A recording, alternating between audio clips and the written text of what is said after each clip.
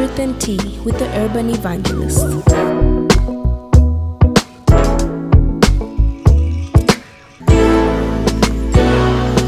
Welcome to Truth and Tea with the Urban Evangelist.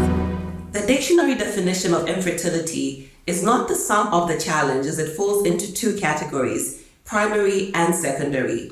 Primary infertility refers to never having had a pregnancy that resulted in a live birth. Secondary infertility refers to difficulty conceiving or continuing a pregnancy to live birth after at least one pregnancy.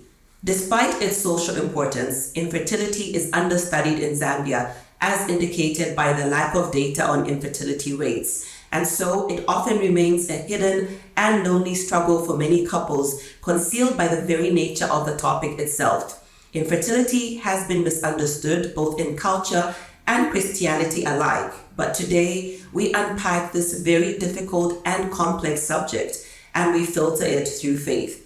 Joining me today is my special friend, Mutinta Chilufya, also known as the Peculiar Christian. Welcome to the Truth and Tea podcast. Thank you for having me, the Urban Evangelist. It's an honor to have you. I know that there'll be so much to learn from you, just based on the journey that you've been on, and you're still on it. Yes, I'm actually really excited, but I'm hoping there won't be any tears because you always cover waterworks. So I'll behave. I'll try to behave. But it's such an honor and a privilege to be here and for the very first time, I talk to the public about my struggle and my walking faith in being a parent and waiting. I actually want to start there because it's already difficult as is, to speak to people within your own close circle. Yes. Just to come up to someone and say, listen, I think we might be having a challenge in trying to start a family. Yeah. What has compelled you today? What has given you the permission to share your story and to share it so publicly? Well, first and foremost, I believe it's something that I haven't spoken to those who aren't within my circle about, but as a minister of the gospel, we are epistles of Christ. Yeah. So we are love letters. You watch us as we follow this God that we're following, and there's no better time than this to speak about it because you can't be a minister of the gospel and not be vulnerable. I believe the most effective way to be a minister is to speak to your struggles and your wins and teach others how they can work, with what they're working with, but they're edified by our testimonies. And this is my testimony. Amazing. You heard me define what infertility is, and that it's actually divided into primary and secondary categories. Yes. How have you defined it, and how has this journey defined you? In the beginning, it was really hard. We've been married 14 years, my husband and I, and we've had such a beautiful marriage. But one of the things that everybody looks at is having fruit in that marriage, and everybody talks about how it solidifies the marriage. It hasn't really changed us as people, but it changes how people look at you, especially based on our culture.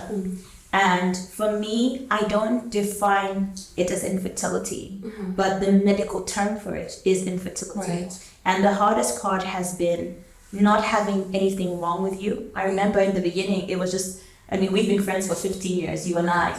And in the beginning, I wasn't even open to the idea of being tested. I wasn't open to the idea of trying other avenues. Yeah. And you opened up and said, listen, we need to have this conversation. In as much as you're running away from it, we need to have it. And having that conversation with you brought me to a place where I began to speak to God about it.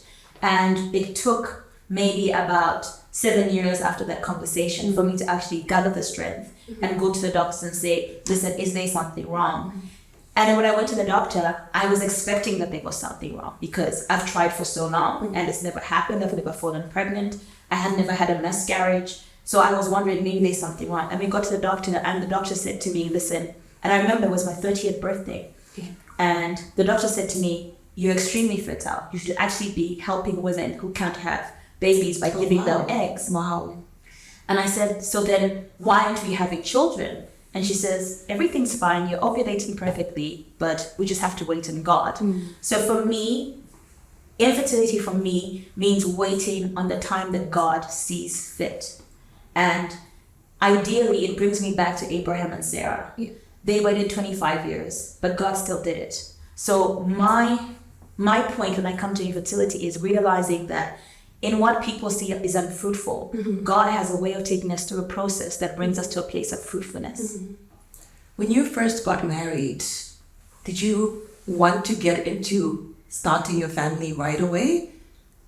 I did.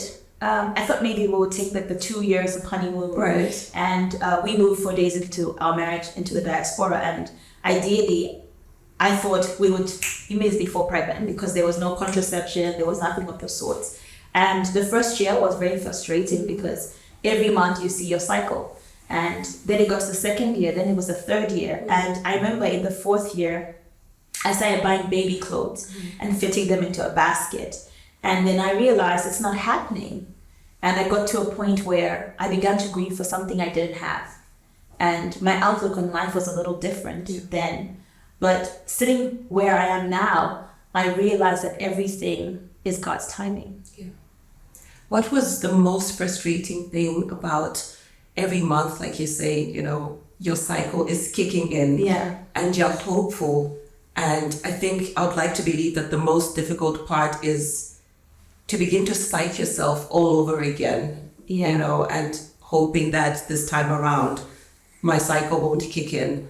What was that like for you? That was terrible. I remember there was a time when you and I are very close, but really, really close.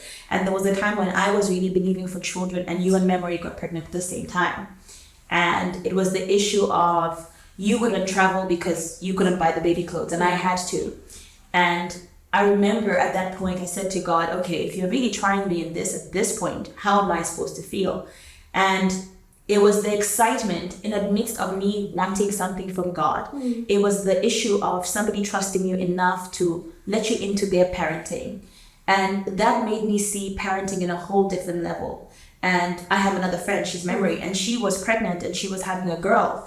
And it's funny, all throughout her pregnancy, I was doing the baby shopping, I did the baby shower. And then I began to realize that in order for me to allow God to be God, I needed to trust him in the process, because I'd gone to the point where I'm angry. I've gone to the point where I really wanted it. Yeah. But having to watch the closest ones to me have children and making a part of their children's lives, and through the birthing process, through the clothes, learning about, I'm having morning sickness today. The boys felt like this. I remember when I bought the baby Moses basket for the twins, I kept telling you, don't let people touch them. Keep them in the basket when you take them. Yeah. And it's the boys, spending time with them and them, calling me baby or auntie, and we eat together. It changed my perspective. Yes, I wanted it for myself, but seeing it in the lives of the people that I loved most made me realize that there was hope for me. And if I could be an extension of love to those, God will trust me enough to give me my own. Beautifully said. So there's those that obviously in your inner circle, and they've had conversations with you about it, they'll be able to open up and bring you into their own parenting journey. Like, I was quite intentional about that with you. But then have you experienced, the other end of the spectrum where it's a bit awkward for people to discuss children around you, and they kind of feel like they are treading on eggshells where that topic is concerned? What has that been like? So you know me, I live a very social life, but I'm a very private person. So I remember the worst one was, my mother and I were shopping. I had come to visit Zambia, and we went to game stores at Mandeville, and there was a family friend we hadn't seen in a long time. And the first thing she did was touch my stomach, and she said, "Nanomba," Wow. And I literally saw my mother getting to a place of anger and literally take the lady's hand off my stomach. And all I could do, because in that moment I had to put myself together, all I could do was just walk away. And in my walking away, God said to me, "Go back." And I went back and I said to her, "It's just not time." But it was seeing the look on my mother's face. And if you're a mother, you want to see your children have children. We want to be a grandmother. Yes. And in that instance, she went into defense mode.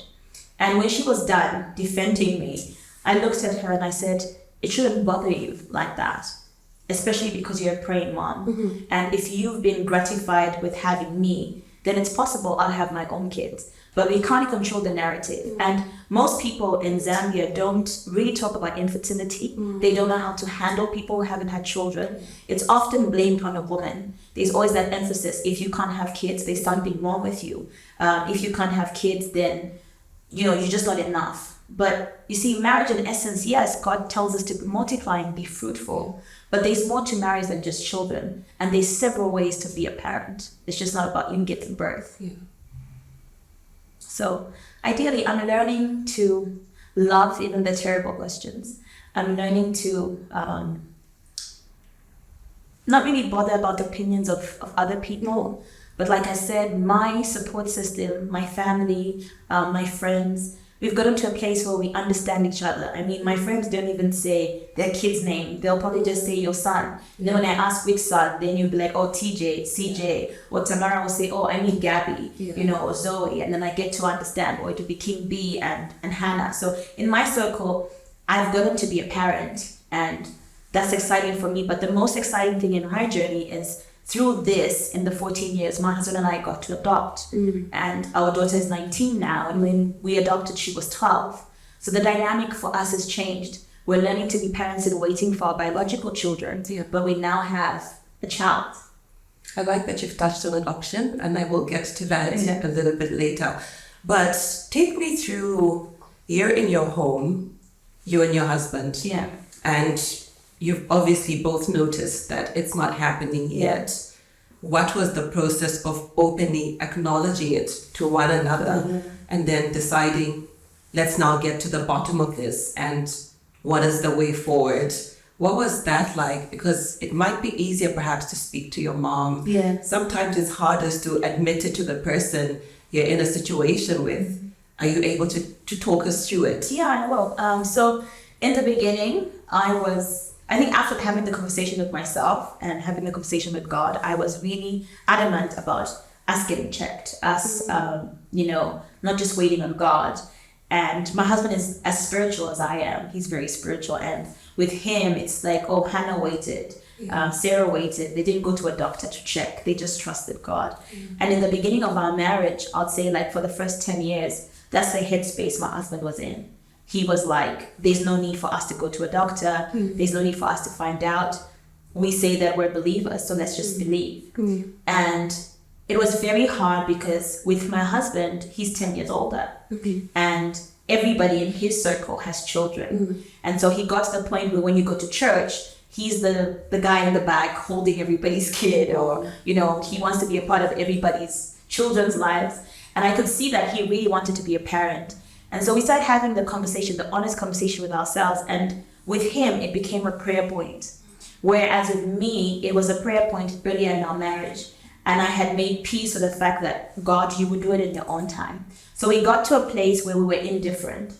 He was at the place where he was really trusting God that this would happen. And I had gotten to a space where I was like, God, whether you do it or not, you're still God. And so we found ourselves at loggerheads. And I remember we once had an honest conversation. He took me out for dinner and he said to me, you know what, I want to try, asking for help and seeing, is there something wrong? What do we do going forward? And I said to him, you know what, let's wait. Let's wait until I turn 30 and then, we can then do it. So we then, sought for help. And like I said to you, we went to the doctors, we did all the necessary tests, and then there was the big elephant in the room. There's nothing wrong. And then we're back to, so if there's nothing wrong, then why? And we got to the point where we have... Did that make it worse for you at that point? Knowing that there's absolutely, at least biologically, there's nothing wrong. Yes. But then for the life of you, you still just cannot. Yeah, it was very painful. It was very hard. And the worst part that hurt the most for me is someone saying you could be somebody's help by giving them eggs. And I asked myself, why would I want to surrogate or give somebody an egg to help them when I'm in this predicament myself? What if I help somebody and I myself don't get it, And knowing that you're extremely fertile, I'm one of those women that doesn't miss their cycle. I ovulate every month. So that really means everything is top notch. And not seeing the fruit of that makes it very difficult. So I went through a season where I can't really call it depression. I can't really call it, but I got to a place where I was like, so what's the point? You give me this wonderful uterus that's filled with all these eggs that need to be, fertilized, and then they're not fertilized, they're not we're displaced, and you give me this wonderful marriage, this wonderful man, and we just can't have children. What are you then saying? And that was within the time that I made the move to do some work in the US. And I got to experience the same thing I had been experiencing here with friends over there, still being a parent in a place that's unfamiliar, and learning that there's hospital visits, there's a first haircut. So I got to a place where I got to understand that God is a process. There's something that you're doing with me, there's something that you're teaching me. And God then began to speak to me about saying, I'm not saying you won't have them, I'm saying they'll come, but there's so much that you need to do for me, and I'm preparing you for that. Then I had to now explain this to my partner, who was eagerly waiting for children. And then we got to the point where my husband, when we started asking for help, my husband began to read. And in his reading, he said, today he would send something on IVF, he would send something on insulin. So there was all these things that were happening that he was teaching me and I was learning for. And I was not open to the idea of getting help in that area. I wanted to know what was wrong, but I didn't want to try the medical way of things. And through that process, us talking, us still getting to know each other, and that's one thing me and my husband do, we still date within our marriage.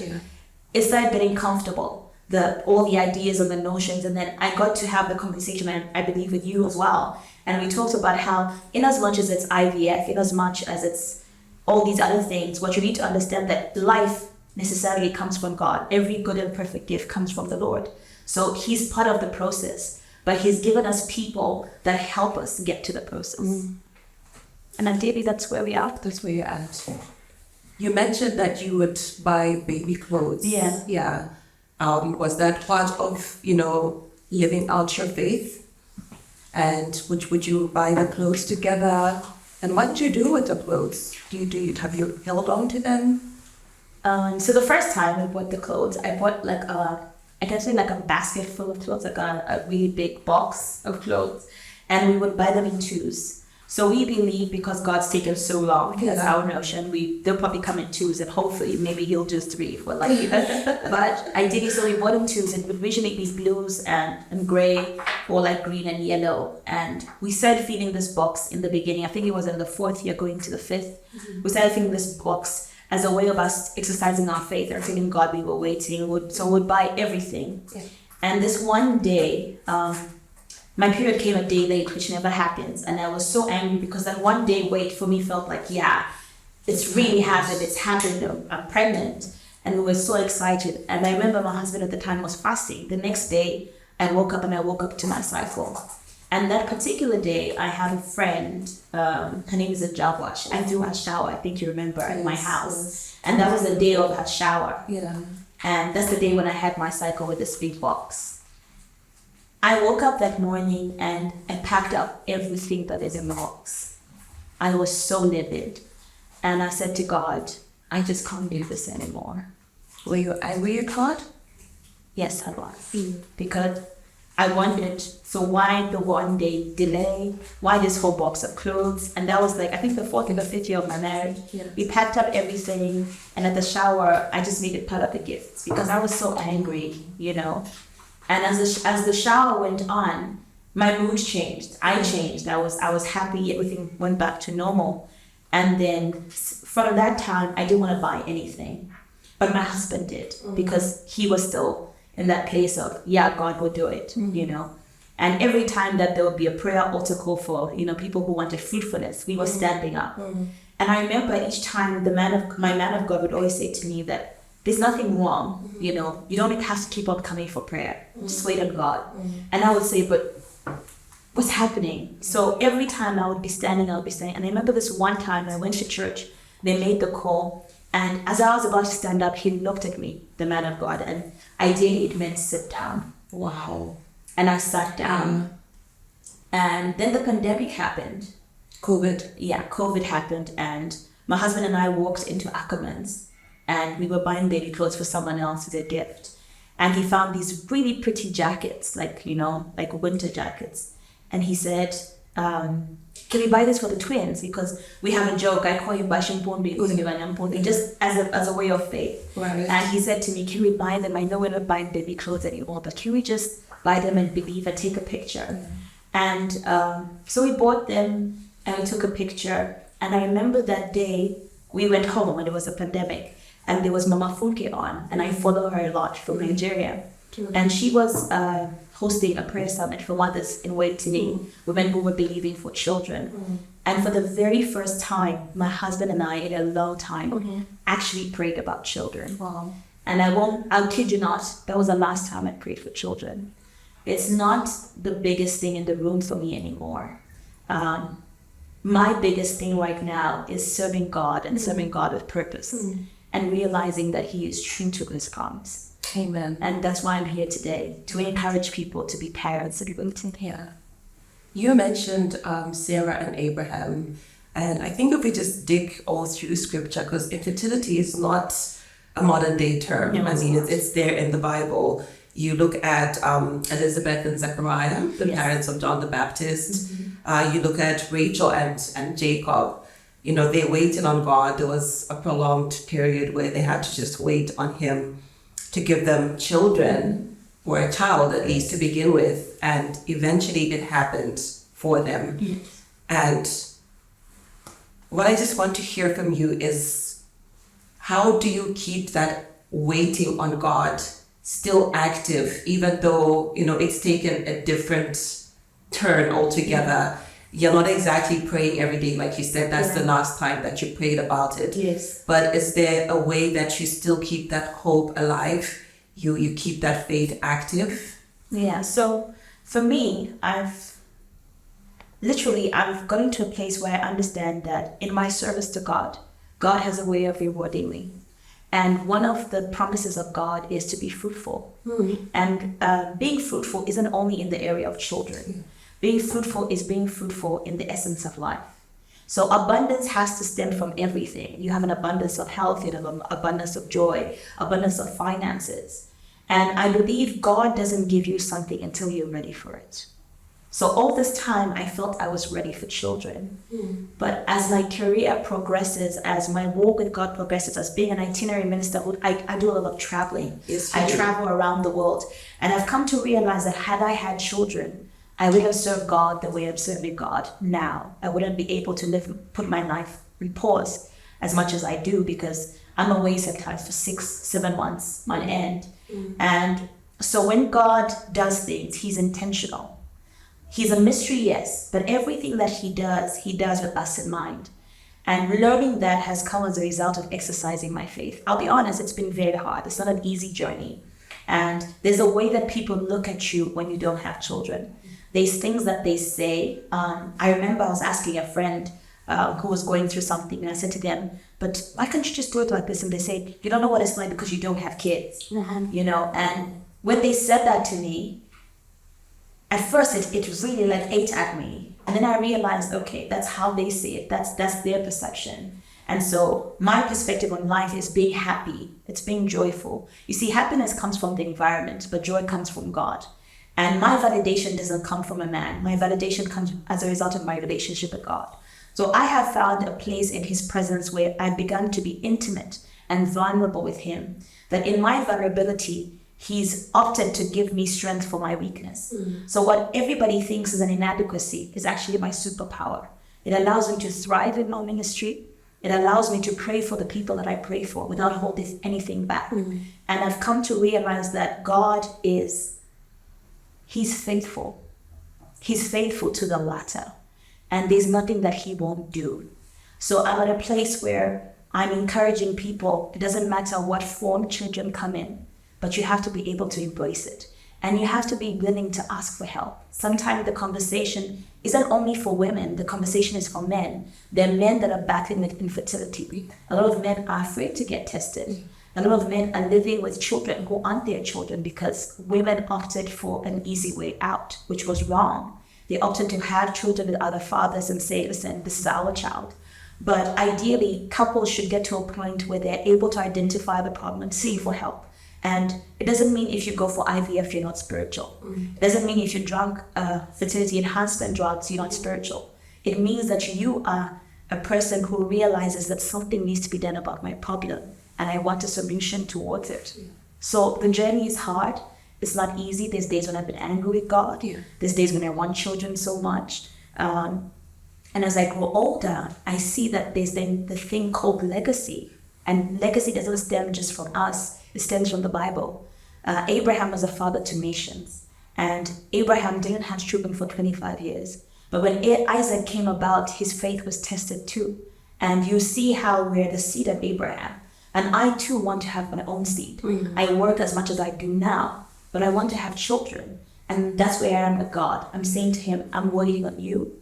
And when I wait on you, you do what you need to do. But in this time, I'm going to use this time to make people understand there's nothing wrong with waiting.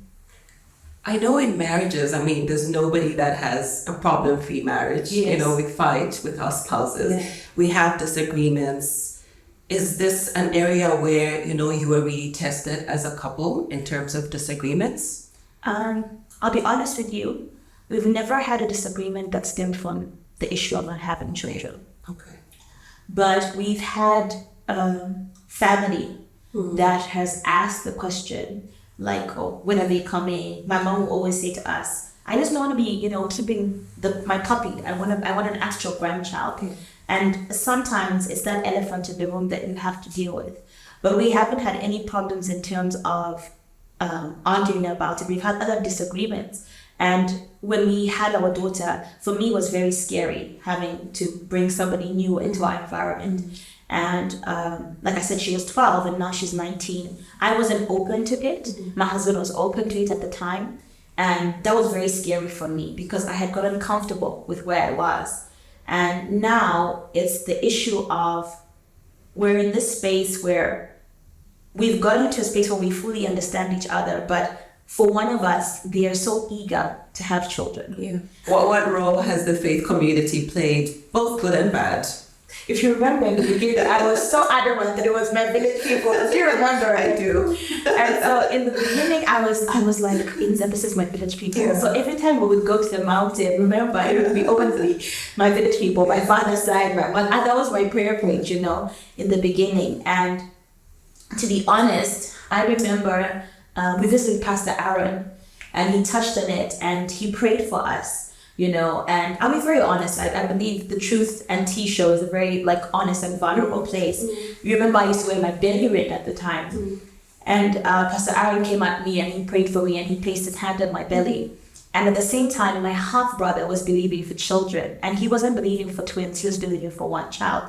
And months later, they were pregnant with twin boys. So you remember, I'm such a boy mom. I'm not that mom that really wants girls. I'm that mom that loves boys. And I was like, God, you have a sense of humor. Because Pastor Alan was straight to the point. And in his prayer, he said, my brother would start first and then it would come to me. But what my brother was given by God was my prayer point. And it was so funny. And when I came back to you, I was like, Inza, you won't believe it. So my brother's pregnant and they're having twin boys. And couldn't God just give them one and then throw the two to me? And so afterwards, I dealt with this this big lump in my chest because I was like, okay, God, how do you work? I want to understand that. And so in the beginning, for me, it was more spiritual. I really thought there was the wickedness behind it. But as the time went on and I started seeing God do other things, I realized it was just him. So it's nothing spiritual, but I believe everything is spiritual. It's just his timing. But I feel like sometimes you want to blame the enemy a lot. And we always want to throw the blame on somebody else without truly realizing that in everything, God is all powerful. Amen to that. What is Mother's Day like and Father's Day like? That's hard. Every Mother's Day, every Father's Day is hard. And so for me, I celebrate Mother's Day. I celebrate my mother's. So both, I do a lot of gifting on Mother's Day. But generally, before we had Ella, that's my daughter, before we had her, and she would do the gifting for me on Mother's Day. It was really hard. And it's still hard because everybody's doing these lovely posts, their baby bumps and all that. And you're wondering, when will the time come? When will I hold my own baby? Will I do a pregnancy shoot, and all that. And sometimes because you're gaining weight and the body's changing, I mean, I was way smaller when I got married. And sometimes people think the weight gain is because you're pregnant. I battle sometimes with a little nausea. Some people ask also, are you pregnant? And so Mother's Days are hard, but as the time goes, I'm learning to appreciate other mothers and celebrate other mothers. And so mostly we do this thing as Peculiar Foundation, my nonprofit. So for Women's Month, we don't do it during Mother's Day, but we do it for Women's Month, which is the month of August in South Africa. We celebrate women from all walks of life. So every year we try to give out something to 100 women to celebrate them being wonderful moms. So I've structured my pain into something meaningful. That's incredible. You mentioned the time that you are educating yourselves on the options that are there on starting a family. Have you tried to go through with IVF? No, we haven't. And the reason why we haven't is because, to be honest, I'm just not in that headspace yet. I've been really busy with my career since the pandemic. Is it something you would do? It's something I'm open to, very open to. Okay. And I have done my research. I've actually done my consult. Let's say all right. Okay. Because it's what they said. Yeah. I've done the consult, but we actually have one in Zambia. Yes, we have one in Zambia, but I've done my research. I won't go with the one in Zambia, but I believe they're very fantastic. I've seen some of their testimonials. The only reason I wouldn't go with one in Zambia is because I'm not resident in Zambia at the moment. But I've done my research and open to it. I'm just going to take a little time, but hopefully next year we can then, do something about it. I'm going to throw you a curveball question. In doing your research, did you take into consideration ethics when it comes to really advanced, medical ways of starting a family? And I think the other day I was watching something, and there's an actress. She's part of a show that I used to love to watch, Modern Family, Sofia Vergara. Yes. So she recently announced separation from her husband. Yes. And she was previously married. Yeah. So with the husband before her husband now, they had their embryos frozen, and I didn't know that they actually are in a very vicious legal battle. Oh, yes. Because she wants them destroyed, Yeah. and he wants them, literally inseminated, if that's the term, Yes. into another person. But she's saying, wait a minute, That's my DNA, that's my egg, you can't do that. What are some of the ethical considerations that probably would have people on the fence about seeking, a really advanced medical route? Okay, so, one of the things I've discovered is that in Africa, most of the time, when we speak about ethical, we always tend to... Africa is a way of putting a blame with women a lot. But if you study, the Mayo Clinic actually says a third of men also have a problem in infertility issues. And so sometimes it's the dynamic. It could be that you have frozen embryos and you're going to fertilize an egg, or it could be that men are actually suffering and they have azoospermia, so they don't have any sperm to fertilize at all. And if they need to do that, then there's a procedure that they undergo for them to harvest the sperm. But if the sperm is not viable, then they would have to have a donor. Yeah. So when you look at a donor, these are people that necessarily don't ask for their identity to be open, but it's just semen that's given. Sometimes some couples will pick within what their husband looks like, so the baby can look a little bit like them and whatnot, their medical background. But actually the child will never know that they were not from that parent because two parents have decided to have this child. And then there's the instance where you have a surrogate, because a woman is not ovulating, she can't have her own egg. So that woman would then have to take an egg and be fertilized by her husband's semen. And when you go through the process of learning the procedures, you understand that there are women that sell their eggs, and there are women that get paid the gestation period to bring that child to birth. I mean, we have so many celebrities doing it in the West. We even have some people doing it here in Nigeria, where they're having kids this way. But like I said, there's so much ethics and there's so many battles, especially as partners, when you decide to move forward. What happens then? Because in as much as the other partner is not having a child, that child is theirs because you went through the process together. So if you then choose to divorce, it turns into an agony legal battle. So I'm encouraging everybody to really have the conversation. And as much as you're having the conversation, it has to be black and white. So you have to have laws that protect the both of you if you choose to go that route. It's different from IVF because you're getting help in terms of just the two of you being fertilized.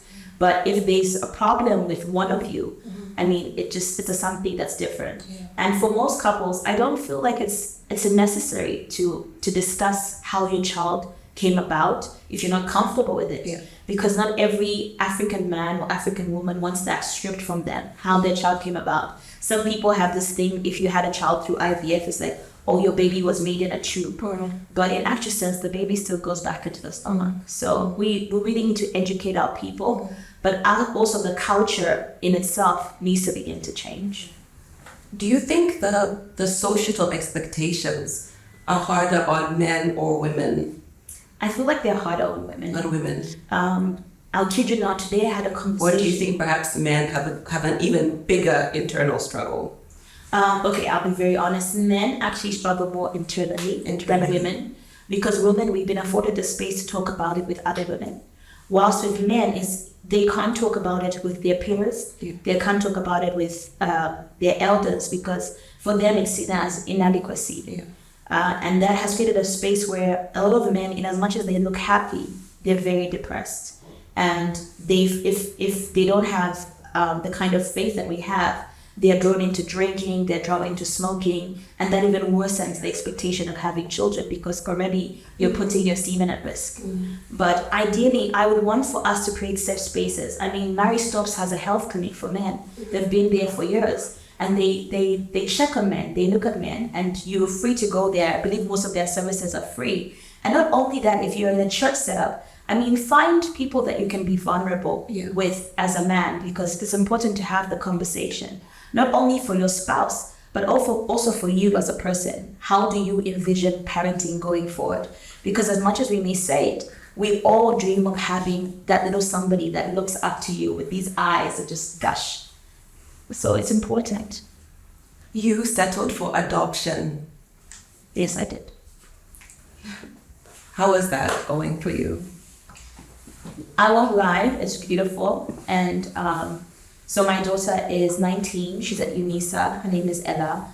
And to be honest, I think it's the best thing that I ever did. And I remember last year, October, we vacationed. So my daughter, myself, and my mom. Yeah.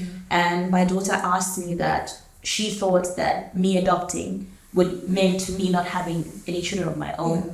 And she wants to understand, now that we're talking about kids more, will it change how I feel about her? Will it change that she's the first one? Mm. And I said to her, because it was just me, her, and I said to her, hold on, let me patch in your dad. And I called my husband and I said to him, so Ella has this big question. Yeah. And so we spoke on that video call, and I made her understand that in as much as she's adopted, she'll always be a part of us. And it doesn't matter how she came, but she was God's gift to us. And she came at the time when we needed her. But we need her to understand that we need to have our own children. And the same way that she loves us, the same way that we love her, we want her to love her siblings that way. Mm. So now she's excited, she's open to it. But I feel like she's a little selfish in how she loves. Yeah. And so that will be an issue where we really have to sort of like create that bond between our biological kids and her. But we don't like to really throw out the term adoption, and we use our God-given child because she's given to us by God at a time that God saw fit. So Ella lost her mom last year in March. And when her mom gave her to me and my husband, she always knew that would be our daughter. And my daughter is a splitting image of my husband. I don't know how God did that. And so it's amazing. It's learning things all together and having a teenager. It's different when you have a baby.